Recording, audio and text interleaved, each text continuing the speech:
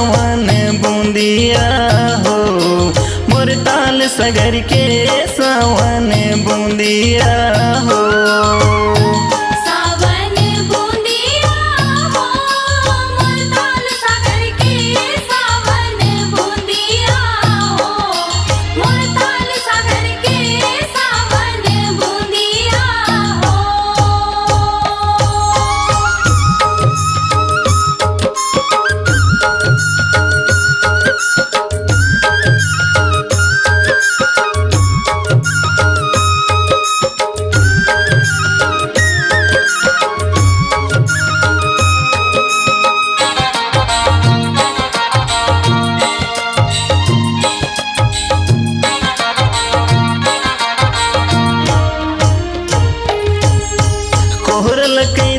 कोहरा भैया घैलो गढ़ हमारा, कोहरल कैथे कोहरा भैया घैलो गढ़ हमारा।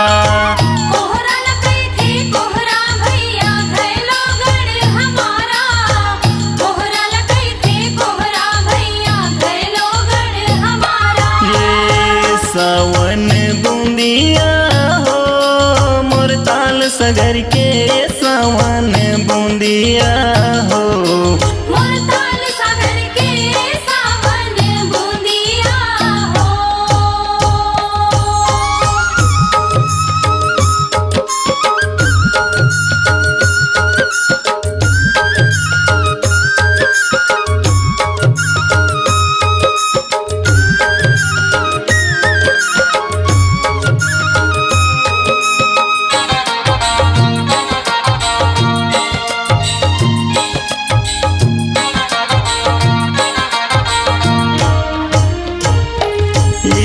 गद बिद घोड़ा कुदावे गए कोहरा के पारा, गद बिद घोड़ा कुदावे गए कोहरा के पारा।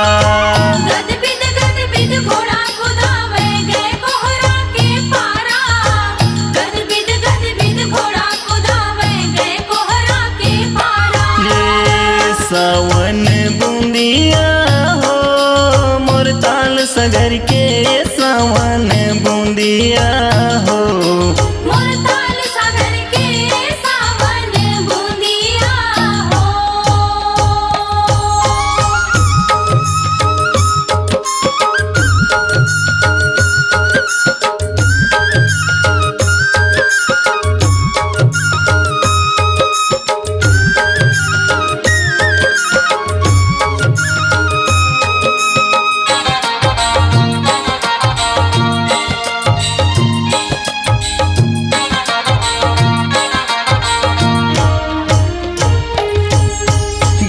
गुड़हरिया धरे मल्हनिया लहकत पनिया जावे, घैल गुड़हरिया धरे मल्हनिया लहकत पनिया जावे।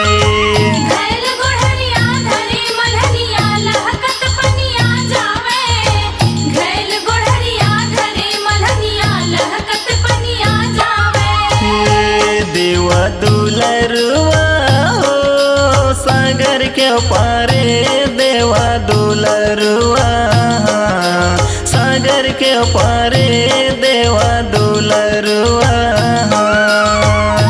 सावन बूंदिया हो, मोर ताल सागर के सावन बूंदिया हो, मोर ताल सागर के सावन बूंदिया हो।